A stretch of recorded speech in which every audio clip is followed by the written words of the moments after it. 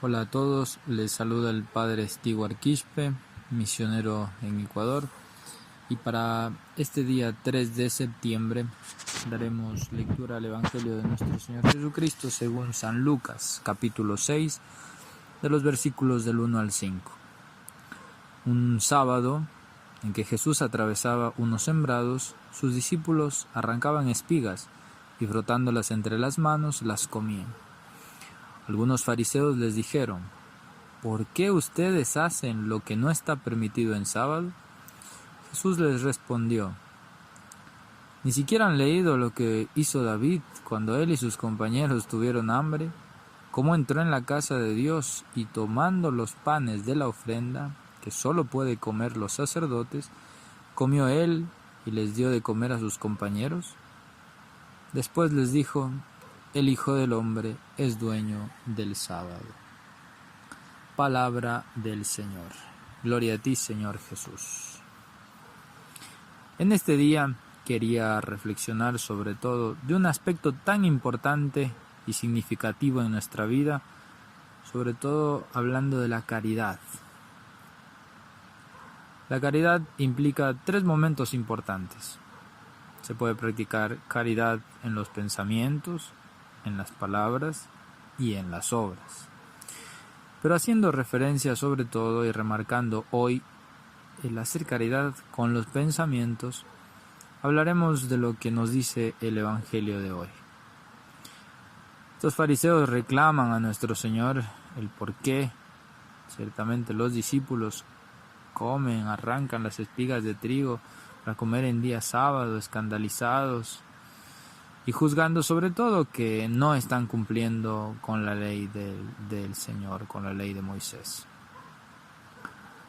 Por eso nuestro Señor les pone un ejemplo bien claro, y es el ejemplo de David, como para corregir sobre todo su falta y también para enseñarnos a tener caridad también con los pensamientos, no pensar mal del prójimo y juzgar a primera vista. San Cirilo nos recuerda que, por ejemplo, lo que estaba expreso en la ley de Moisés de cuidar el sábado era una cosa, ciertamente, pero como ellos no juzgaban rectamente, tenían otras intenciones y por eso también hacían acepción de personas. El Deuteronomio, en el capítulo 1, los versículos 16 y 17, dice que juzga rectamente y no tiene acepción de personas el que realmente cumple de verdad la ley. Y sí, la ley de Moisés era cumplir el día sábado, pero un montón de cuestiones externas y nuevas leyes no eran lo principal. Además, por eso nuestro Señor como que les pregunta, con el ejemplo que les pone: ¿cómo reprendéis a los discípulos cuando hasta hoy día ensalzáis a David como santo y como profeta, no habiendo observado él el precepto de Moisés? Y es cierto, por un lado alaban como a un santo y a un profeta a David, a pesar de que ha cometido una falta incluso más grave, aunque era por necesidad, comer el pan que solo estaba reservado para los sacerdotes. Y los apóstoles, que simplemente estaban cortando espigas y comiendo, sobre todo porque, como dicen los santos padres, eso demostraba la austeridad de vida que ellos tenían y sobre todo la infatigable vida apostólica que llevaban. No estaban comiendo un manjar suculento, delicioso y gran preparado. Espigas crudas, es decir, algo para calmar esa hambre de tantas horas de apostolado infatigables y por la austeridad de la vida. Por eso, más que nada, tenemos que sobre todo recordar no juzgar las intenciones. Los fariseos juzgaron inmediatamente que lo que estaban haciendo era sobre todo porque querían faltar a la ley de Moisés. Y no era así.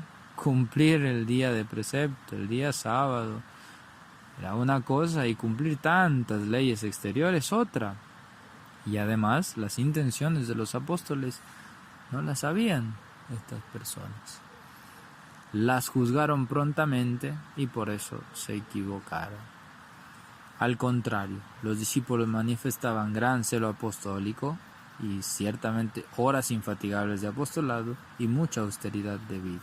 Y con eso daban más gloria a Dios y cumplían realmente el sábado.